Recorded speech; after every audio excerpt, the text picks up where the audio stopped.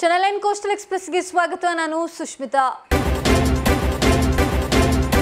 Tyre ಅಂಗಡಿಯಲ್ಲಿ ಕೆಲಸ ಮಾಡ್ತಿದ್ದಾಗಲೇ ಹೃದಯಾಘಾತಕ್ಕೊಳಗಾಗಿ ಉಳ್ಳಾಲದ ಪಂಡಿತ house ನಿವಾಸಿಯೋರ್ವರು ಕುಸಿದು ಬಿದ್ದು ಸಾವನ್ನಪ್ಪಿರುವಂತಹ ಘಟನೆ ಮಂಗಳೂರು ಪದವಿನಂಗಡಿ ಅಜ್ಜನಕಟ್ಟೆ ಸಮೀಪದ ಟೈರ್ ಅಂಗಡಿಯಲ್ಲಿ ನಡೆದಿದೆ. ವಿಜೇತ ನಗರಗಂಡಿ ನಿವಾಸಿ ವೇಣುಗೋಪಾಲ್ ಅವರು ಅವಿವಾಹಿತರಾಗಿದ್ದಾರೆ. ಇವರು ಹಲವು ವರ್ಷಗಳಿಂದ ಟೈರ್ ಅಂಗಡಿ ಟೆಕ್ನಿಷಿಯನ್ ಆಗಿ ಕರ್ತವ್ಯವನ್ನ ನಿರ್ವಹಿಸ್ತಾ ಇದ್ರು. ಇದೀಗ ಇವರು ತಾಯಿ, ಸಹೋದರಿ ಮತ್ತು ಸಹೋದರರನ್ನ ಅಗಲಿದ್ದಾರೆ.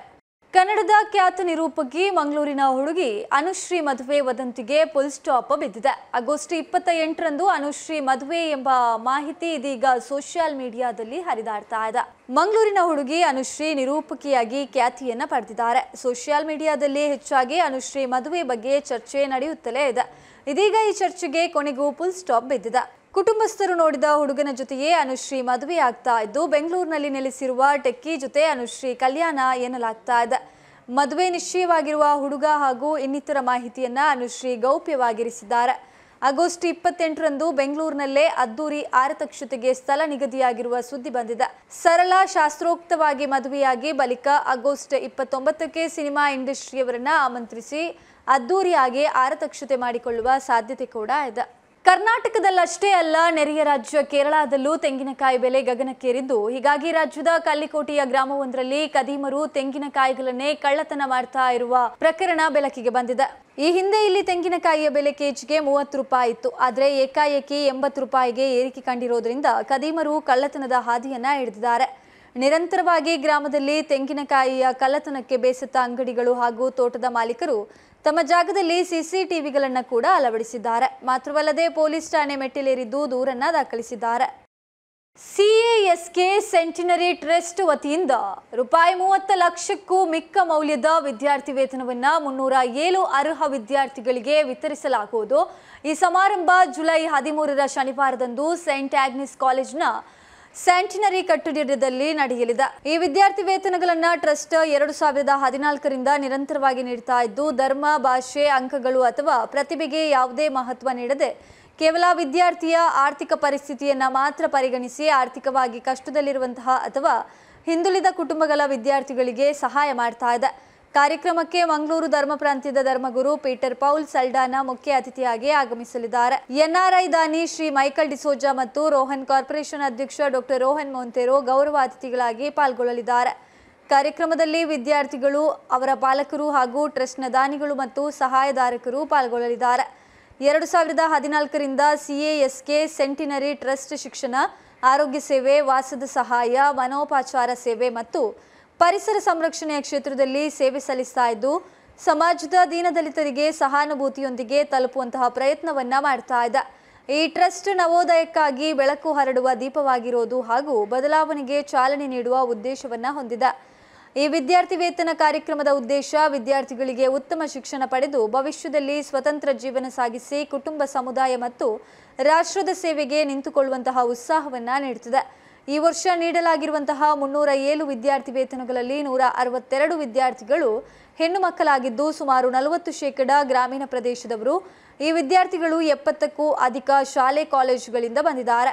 ಇವರು ಶಾಲಾ ವಿದ್ಯಾರ್ಥಿಗಳಲ್ಲದೆ ನರ್ಸಿಂಗ್, ಇಂಜಿನಿಯರಿಂಗ್ ಮತ್ತು ಪ್ಯಾರಾಮೆಡಿಕಲ್ ಕೋರ್ಸ್ಗಳಲ್ಲಿರುವ ವಿದ್ಯಾರ್ಥಿಗಳನ್ನ ಒಳಗೊಂಡಿದ್ದಾರೆ. ಕರ್ನಾಟಕದ ರಿಯಲ್ ಎಸ್ಟೇಟ್ ಕ್ಷೇತ್ರದಲ್ಲಿ ಮಂಗಳೂರಿನ ಹೆಸರಾಂತ ಉದ್ಯಮ ಸಂಸ್ಥೆ Rohan corporation Bollywood super star Shahrukh Khan ಅವರನ್ನ ತನ್ನ ಅಧಿಕೃತ ಬ್ರ್ಯಾಂಡ್ ಅಂಬಾಸಿಡರ್ ಆಗಿ ಜುಲೈ 12ರಂದು ಘೋಷಣೆ ಮಾಡಿತು. ಈ ಬಹುನಿರೀಕ್ಷಿತ ಕಾರ್ಯಕ್ರಮ ಮಂಗಳೂರಿನ ಬಿಜ್ವೈ ಭಾರತ್ ಮಾಲ್ನಲ್ಲಿ ವಿಜೃಂಭಣೆಯಿಂದ ನೆರವೇರಿತು. ಈ ಸಮಾರಂಭದಲ್ಲಿ ಜಿಲ್ಲೆಯ ಪ್ರಮುಖ ಮಾಧ್ಯಮ ಪ್ರತಿನಿಧಿಗಳು, ಸಾಮಾಜಿಕ ಮಾಧ್ಯಮ ಪ್ರಭಾವಿಗಳು ಮತ್ತು ಸಿನಿಮಾ ಜಗತ್ತಿನ ತಾರೆಗಳು ಭಾಗವಹಿಸಿದ್ರು. ಈ ಘೋಷಣೆ ವಿಶೇಷ ಏಕೆಂದ್ರೆ ಇದು ಕರ್ನಾಟಕದಲ್ಲಿ ಮೊದಲ ಬಾರಿಗೆ ಶಾರುಖ್ ಖಾನ್ ಅವರು ಯಾವುದೇ ಬ್ರ್ಯಾಂಡ್ಗೆ ಅಂಬಾಸಿಡರ್ ಆಗಿರೋದು. ಈ ಮೂಲಕ ರೋಹನ್ ಕಾರ್ಪೊರೇಷನ್ ಮಂಗಳೂರು ನಗರವನ್ನ ರಾಷ್ಟ್ರ ಮಟ್ಟದಲ್ಲಿ ಗುರುತಿಸುವಂತೆ ಮಾಡಿದೆ. ಸಮಾರಂಭದ ಪ್ರಮುಖ ಆಕರ್ಷಣೆ ಎಂದರೆ ಬೃಹತ್ ಪರದೆಯ ಮೇಲೆ ಪ್ರದರ್ಶಿಸಲಾದ ಅಧಿಕೃತ ಬ್ರ್ಯಾಂಡ್ ಅಂಬಾಸಿಡರ್ ವಿಡಿಯೋ. ಈ ವಿಡಿಯೋದಲ್ಲಿ ರೋಹನ್ ಕಾರ್ಪೊರೇಷನ್ನ ಸ್ಫೂರ್ತಿದಾಯಕ ಪಯಣ ಮತ್ತು ಶಾರುಖ್ ಖಾನ್ ಅವರ ಶ್ರಮ ಮತ್ತು ವ್ಯಕ್ತಿತ್ವ ತುಂಬಿದ ಯಶೋಗಾಥೆ ಅದ್ಭುತವಾಗಿ ಪ್ರಸ್ತುತಗೊಂಡಿದೆ. ಸಂಸ್ಥಾಪಕರಾದ ಡಾಕ್ಟರ್ ರೋಹನ್ ಮೊಂತೆರೋ ಅವರು ಈ ಸಂದರ್ಭದಲ್ಲಿ ಮಾತನಾಡಿ, ಶಾರುಖ್ ಖಾನ್ ಅವರಂತಹ ಪ್ರಭಾವಿ ವ್ಯಕ್ತಿತ್ವ ನಮ್ಮ ಜೊತೆಗೆ ಇರೋದ್ರಿಂದ ನಮ್ಮ ಯಶಸ್ಸನ್ನ ಇನ್ನೂ ಎತ್ತರಕ್ಕೆ ವಿಸ್ತರಿಸುವಲ್ಲಿ ಹೊಸ ಆತ್ಮವಿಶ್ವಾಸ ಬಂದಿದೆ.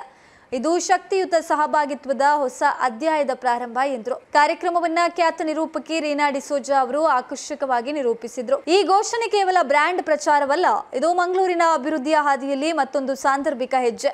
32 ವರ್ಷಗಳ ಅನುಭವ, 5,000ಕ್ಕೂ ಹೆಚ್ಚು ಸಂತೃಷ್ಟ ಕುಟುಂಬಗಳು ಮತ್ತು 25ಕ್ಕೂ ಹೆಚ್ಚು ಯಶಸ್ವಿ ಯೋಜನೆಗಳೊಂದಿಗೆ ರೋಹನ್ ಕಾರ್ಪೊರೇಷನ್ ಇದೀಗ ಇದು ಜಾಗತಿಕ ಹಾದಿಗೆ ಕಾಲಿಟ್ಟಿದೆ. ರೋಹನ್ ಕಾರ್ಪೊರೇಷನ್ ಮತ್ತು ಶಾರುಖ್ ಖಾನ್ ಅವರ ಈ ಮಹತ್ವದ ಹೆಜ್ಜೆ ಮಂಗಳೂರಿನ ಹೆಮ್ಮೆ ಮಾತ್ರ ಅಲ್ಲ, ಕರ್ನಾಟಕದ ಗರಿಮೆಯ ಪ್ರತಿಬಿಂಬವಾಗಿದೆ. Then, maybe about 3 decades later, you get to touch it, live it, be it. And who can understand this better than the good folks over at Rohan Corporation? After all, it has only taken them 30 years of hard work, passion and dedication to have built success. One day at a time, one brick at a time. Rohan Corporation India Private Limited. Signature of trust.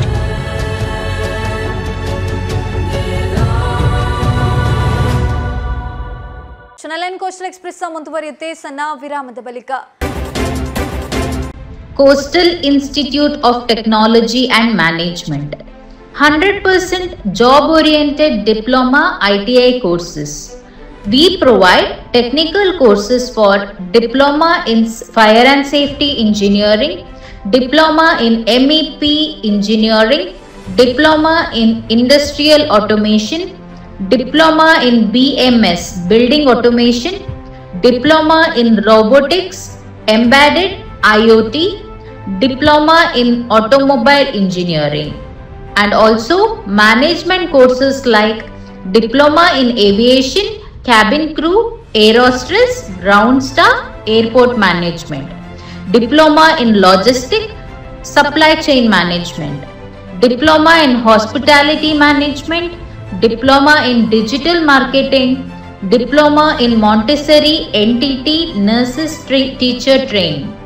Study work overseas, Merchant Navy enrollment admission guidelines.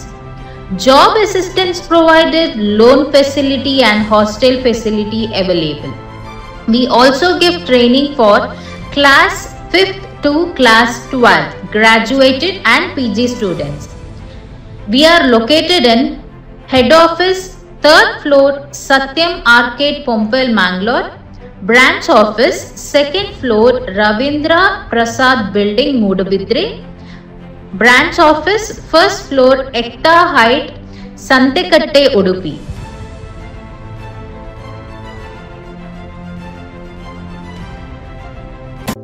Are you looking for tutorial tuition and coaching classes? Here is Pragati Educational Academy. Admission open for direct and regular tutorial classes for 9th standard, 10th standard, 1st PUC, 2nd PUC failed students. Daily evening tuition coaching classes for 1st standard to 10th standard, both state and CBSE, Monday to Saturday, 4 p.m. to 6 p.m. We also provide distance education for BA, BCom, BSc, BBA, MA, MCom, MSc and MBA. We also provide additional courses like aviation course, logistic and supply chain management, NTT, Montessori Diploma, ITI courses, fire and safety engineering. A division of Coastal Institute of Technology and Management and Coastal Sky Sea Aviation Academy. They are located in 3 different places. The head office is located in 3rd floor Satyam Arcade, Pompel, Mangalore. Contact number 810-581-9025. The first branch office is in 2nd floor Raghavendra Prasad Building, Mudabidre. Contact number 8861688134 and 9632661722.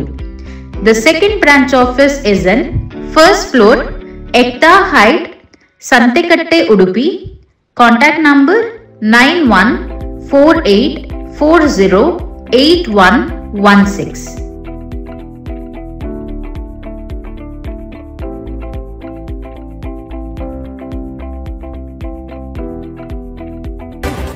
ಕಳೆದ 20 ವರ್ಷಗಳಿಂದ silk ಸಾರಿ ಮತ್ತು readymade ಬಟ್ಟೆಗಳಲ್ಲಿ ವಿಶ್ವಾಸ ಗಳಿಸಿರುವ MPS silks ನಲ್ಲಿ ಇದೀಗ ಬೃಹತ್ monsoon sale ಪ್ರಾರಂಭ.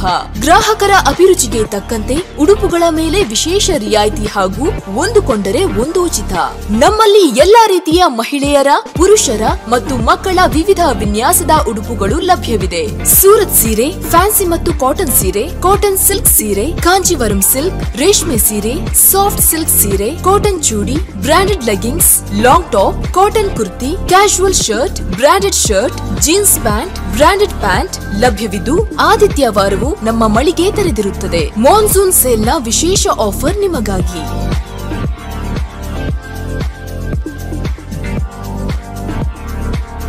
ಇಂದೇ ಭೇಟಿ ಕೊಡಿ. ಎಂಪಿ ಸಿಲ್ಕ್, ಟೌನ್ ಹಾಲ್ ಎದುರು, ಹಂಪನಕಟ್ಟೆ, ಮಂಗಳೂರು. ಮೊಬೈಲ್ 9845735620. ಬಲೆ ಯಾವ ಲೇಟ್ ಅಲ್ಲಿ పోయి ఈ ఫర్నిచర్ ఇంక మస్తు ఇష్టాన్ని ఇల్లడిపోతాం పోయి బాబా లేన మస్తు ఖుషి అప్పుడు బాబా ఫుల్ కుల్లర్న బుర్సొద్దిచిಗೆ ಅಂದ್ ಕೈದಲ್ಲಿ ಇಲ್ಲಡ್ ಮಾತಾಡಲು ವೀಕಿದೆ ಫರ್ನಿಚರ್ ಉಂಡು ಈರಿಂಗ ದಾಲ್ ತೆತ್ಕೋರ್ ಬಿನೆಜಿ ಪೋಲೇರ್ ಬೇಬಿ ಯಬಾ ವೀಕೆ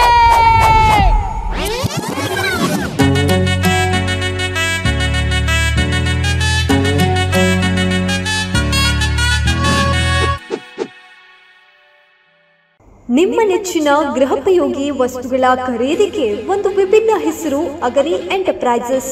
ನಮ್ಮಲ್ಲಿ ವಿಭಿನ್ನ ಶೈಲಿಯ ಫರ್ನಿಚರ್ಸ್, ಅಡುಗೆ ಮನೆ ಸಲಕರಣೆಗಳು, ವಿವಿಧ ಕಂಪನಿಗಳ TV, fridge, washing machine, home theatre, DVD ಮುಂತಾದ ಎಲೆಕ್ಟ್ರಾನಿಕ್ ಸಾಮಗ್ರಿಗಳು ಮಿತ ದರದಲ್ಲಿ ಲಭ್ಯ. ನಿಮ್ಮ ಸೌಲಭ್ಯಕ್ಕೆ ತಕ್ಕಂತೆ ಕಾಂಬಿ ಆಫರ್ಸ್, ಎಕ್ಸ್ಚೇಂಜ್ ಆಫರ್, ಹಣಕಾಸಿನ ವ್ಯವಸ್ಥೆ ಹಾಗೂ ನಿಮ್ಮ ಮನೆಗೆ ಉಚಿತ ಡೆಲಿವರಿ ಇದು ಅಗರಿಯಲ್ಲಿ ಮಾತ್ರ. ಅಗರಿ ಎಂಟರ್ಪ್ರೈಸಸ್ ನಲ್ಲಿ ರೇಟ್ ನಿಮ್ಮದು, ಆಫರ್ ನಮ್ಮದು. ಉಭಯ ಜಿಲ್ಲೆಗಳಲ್ಲಿ ಉನ್ನತ ಕಂಪನಿಗಳ ಉತ್ಕೃಷ್ಟ ಉತ್ಪಾದನೆಗಳು ಊಹಿಸಲು ಅಸಾಧ್ಯ ಬೆಲೆಗಳಲ್ಲಿ, ಅದು ಅಗರಿಯಲ್ಲೇ. ನಿಮ್ಮ ಸಮೀಪದ ಅಗರಿ ಎಂಟರ್ಪ್ರೈಸಸ್ ಮಳಿಗೆಗೆ ಇಂದೇ ಭೇಟಿ ಕೊಡಿ. ಹೊಸಬಿತ್ತಿಲ್ Surathkal, opposite Govindas college, Surathkal, behind bus stand, Moodbidri. Shiblikere Tenka Edapadavu. ಬನ್ನಿ, ಅಗರಿಯ ಹಬ್ಬಗಳ ಉತ್ಸವದಲ್ಲಿ ಪಾಲ್ಗೊಳ್ಳಿ. Agari enterprises.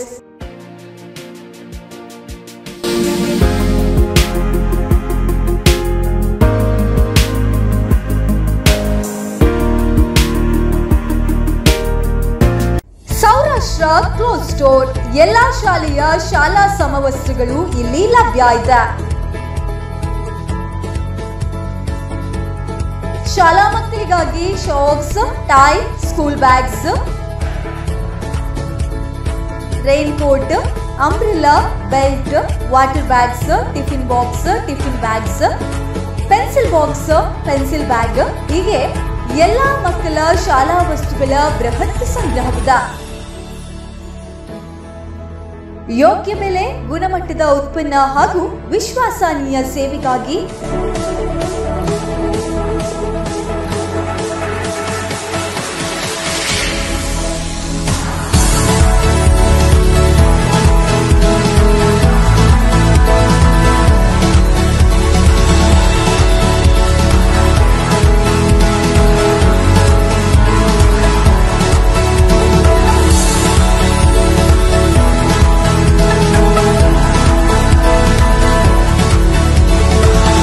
Authorized dealer Saurashtra Clothes Store, Market Road, Mangalore.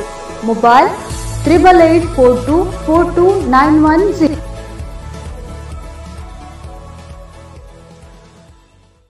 Narayanaguru ಕೈಗಾರಿಕಾ ತರಬೇತಿ ಸಂಸ್ಥೆ, ಕುದ್ರೋಳಿ. ಐಟಿಐ ಶಿಕ್ಷಣಕ್ಕಾಗಿ ಅರ್ಜಿ ಸಲ್ಲಿಕೆ ಆರಂಭವಾಗಿದೆ. ಎಲೆಕ್ಟ್ರಿಷಿಯನ್ಸ್ ಮತ್ತು refrigeration and air conditioning technicians ವೃತ್ತಿ ಕೋರ್ಸ್ಗಳು ಲಭ್ಯ ಇದೆ.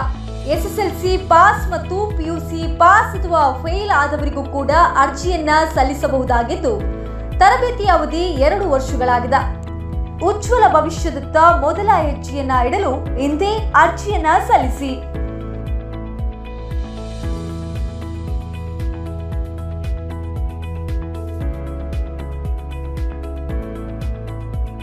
ಹೆಚ್ಚಿನ ಮಾಹಿತಿಗಾಗಿ ಸಂಪರ್ಕಿಸಬೇಕಾದಂತಹ ದೂರವಾಣಿ 082424928447.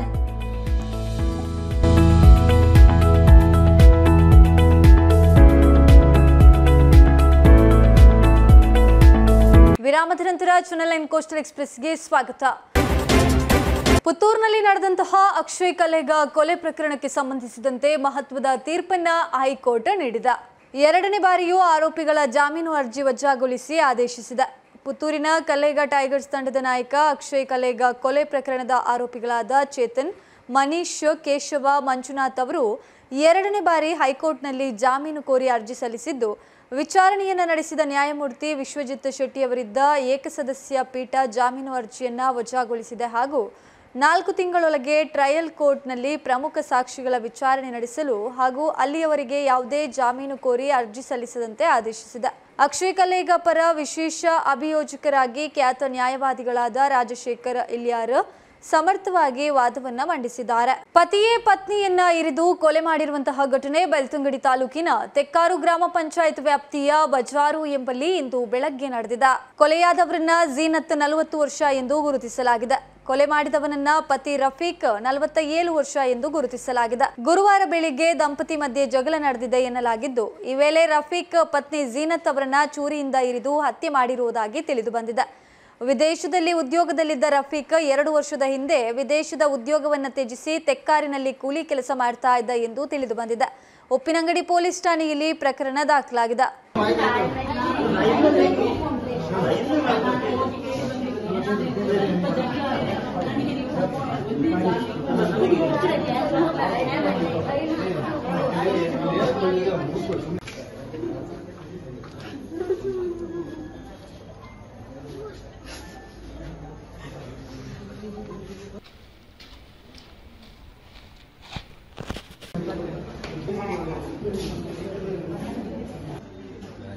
ಅವ್ರಿಗೆ ಗಂಡ ಅಂತ ಯಾವಾಗ ನೋಡುವ ಜಗಳ ಆಗ್ತಾ ಇತ್ತು.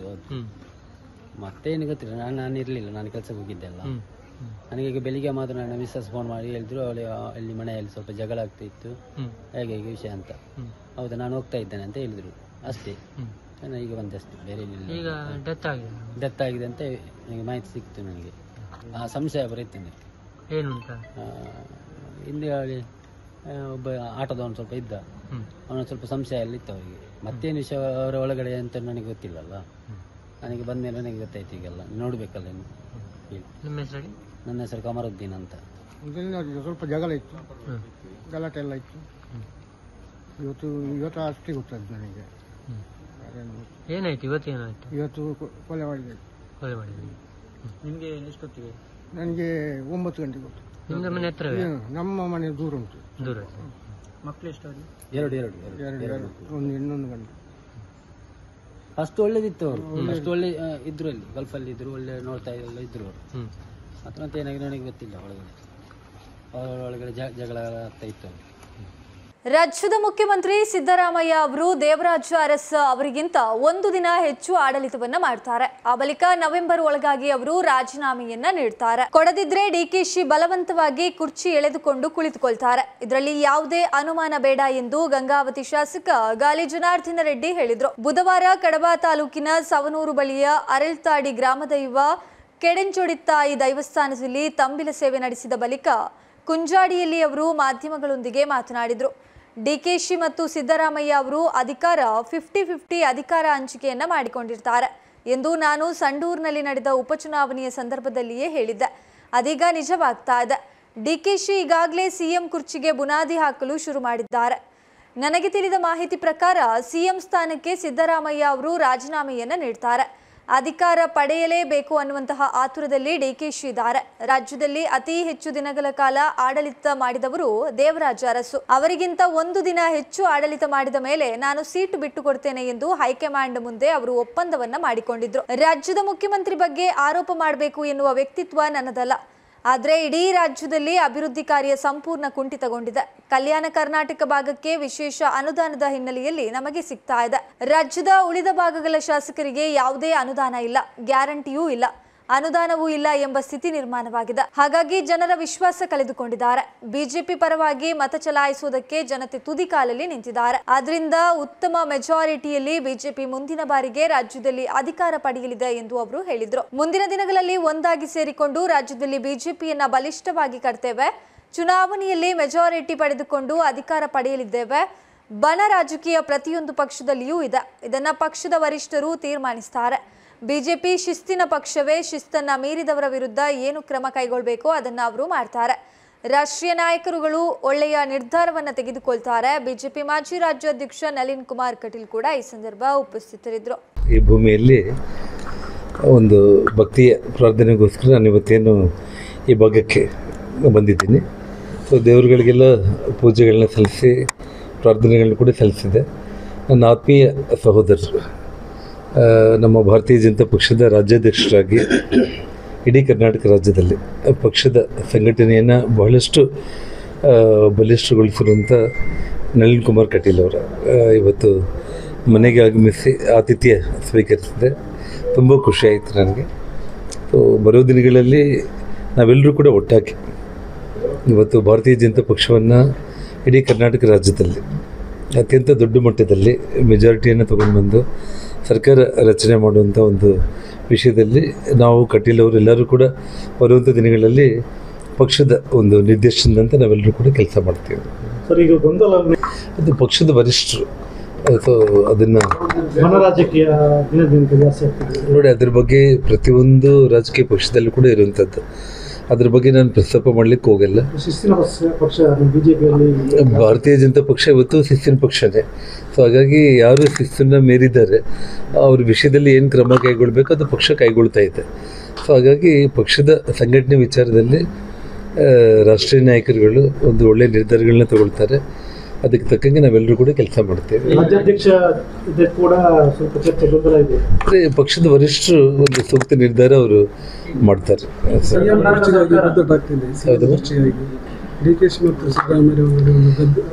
ಸೊ ನೋಡಿ, ನಾನು ನವೆಂಬರ್ ತಿಂಗಳ ಒಳಗಡೆ ಸಿದ್ದರಾಮಯ್ಯ ಅವರು ನಮಗೆ ತಿಳಿದಿರುವಂಥ ಮಾಹಿತಿ ಪ್ರಕಾರ ದೇವರಾಜ್ ಅರಸು ಅವರು ಈ ರಾಜ್ಯದ ಮುಖ್ಯಮಂತ್ರಿಯಾಗಿ ಅತಿ ಹೆಚ್ಚು ದಿನಗಳ ಕಾಲ ಇದ್ದಿದ್ದು.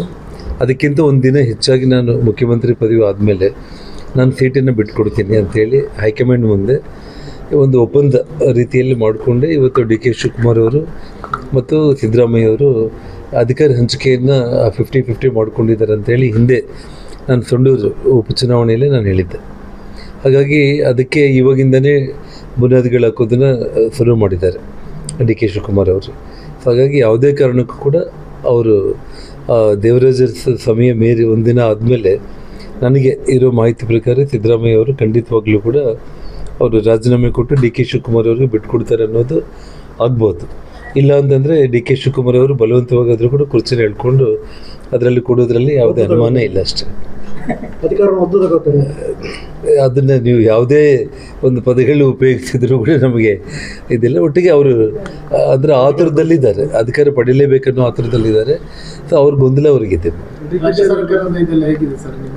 ಸಂಪೂರ್ಣವಾಗಿ ಇವಾಗ ಬೇಕು ಅವ್ರ ಬಗ್ಗೆ ಆರೋಪ ಮಾಡಬೇಕು ಅನ್ನೋಂಥ ವ್ಯಕ್ತಿತ್ವ ನಂದಲ್ಲ. ಒಬ್ಬ ಸಾಮಾನ್ಯ ಪ್ರಜೆಯಾಗಿ ನಾನು ಹೇಳಬೇಕು ಅಂತಂದರೆ ಇವತ್ತು ಇಡೀ ಕರ್ನಾಟಕ ರಾಜ್ಯದಲ್ಲಿ ಅಭಿವೃದ್ಧಿ ಕೆಲಸಗಳನ್ನೋದು ಸಂಪೂರ್ಣವಾಗಿ ಕುಂಠಿತಗೊಂಡಿರೋದು ನೀವೇ ಕಣ್ಣಾರ ನೋಡ್ತಾ ಇದ್ದೀರಿ. ಅಟ್ಲೀಸ್ಟ್ ನಾವಾದರೂ ಕಲ್ಯಾಣ ಕರ್ನಾಟಕ ಭಾಗದವ್ರು, ನಮಗಾದರೂ ಅಟ್ಲೀಸ್ಟ್ ಕಲ್ಯಾಣ ಕರ್ನಾಟಕ ವಿಶೇಷ ಒಂದು ಅನುದಾನದಲ್ಲಿ ಶಾಸಕರುಗಳಿಗೆ ನಮಗೆ ಸಿಗ್ತಾ ಇದೆ. ಆದರೆ ಉಳಿದಿರುವಂಥ ಇಡೀ ಕರ್ನಾಟಕದಲ್ಲಿ ಯಾವುದೇ ಒಬ್ಬ ಶಾಸಕರು ಕೂಡ ಯಾವುದೇ ಒಂದು ಅನುದಾನ ಇಲ್ಲ. ಈ ಗ್ಯಾರಂಟಿಗಳ ಹೆಸರಲ್ಲಿ ಬೆಲೆ ಏರಿಕೆಗಳಾಗಿರ್ಬೋದು, ಆದರೆ ಗ್ಯಾರಂಟಿನೂ ಕೊಡ್ತಾ ಇಲ್ಲ. ಇವತ್ತು ನಿಮಗೆ 4 ತಿಂಗಳಾಗಿದೆ, ಫೆಬ್ರವರಿ ತಿಂಗಳಿಂದ ಇದುವರೆಗೂ ಕೂಡ ಗೃಹಲಕ್ಷ್ಮಿ ಯೋಜನೆ ಆಗಲಿ, ಅವರು ಎಲೆಕ್ಷನ್ ಬಂದರೆ ಮತ್ತೆ ಯಾವುದಾದ್ರೂ ಮತ್ತು ಆ ಟೈಮ್ನಲ್ಲಿ ಮತ್ತೆ ಏನಾದರೂ ZP ಮುನ್ಸಿಪಾಲ್ಟೀಸ್ ಬಂದರೆ ಒಂದು ಇನ್ಸ್ಟಾಲ್ಮೆಂಟ್ ಆಗ್ತಾರೆ ಮತ್ತೆ ಆ ಓಟ್ಗೋಸ್ಕರ. ಜನರು ವಿಶ್ವಾಸ ಕಳ್ಕೊಂಡಿದ್ದಾರೆ.